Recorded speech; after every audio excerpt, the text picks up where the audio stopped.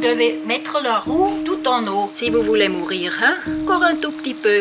C'est bien. Maintenant, c'est juste. Mourir est-il un droit? Doit-il le devenir?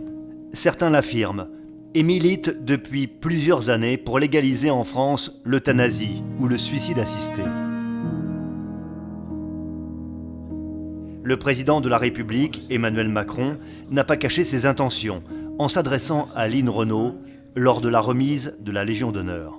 Votre combat pour le droit à mourir dans la dignité vous ressemble et nous oblige. Parce qu'il est dicté par la bonté, l'exigence et cette intuition unique que c'est le moment de faire. Alors nous ferons.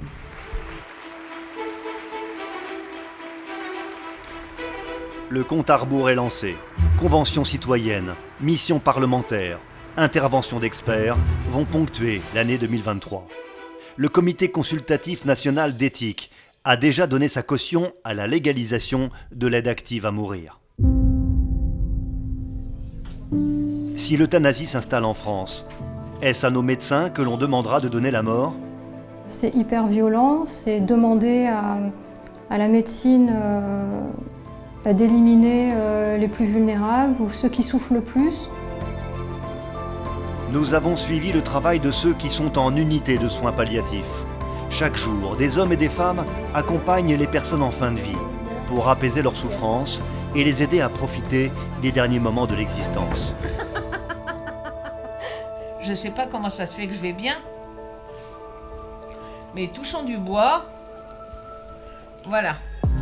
Nous sommes allés en Belgique, où l'euthanasie est légalisée depuis 20 ans. 2600 personnes ont été euthanasiées en 2021, et nombreuses sont les dérives. Des jeunes filles de 23 ans se font euthanasier pour des souffrances purement psychiques. Une dame de 64 ans se fait euthanasier pour dépression à l'insu de son mari. Un prisonnier en vient à demander l'euthanasie parce qu'il ne reçoit pas les soins adéquats. Le pays s'est enfoncé dans une banalisation de la mort programmée. Vous avez une maladie? Non. Pas maladie. Fatiguée. Pourquoi est-ce que vous êtes venu? Parce que j'ai envie de mourir. Voulons-nous cela en France?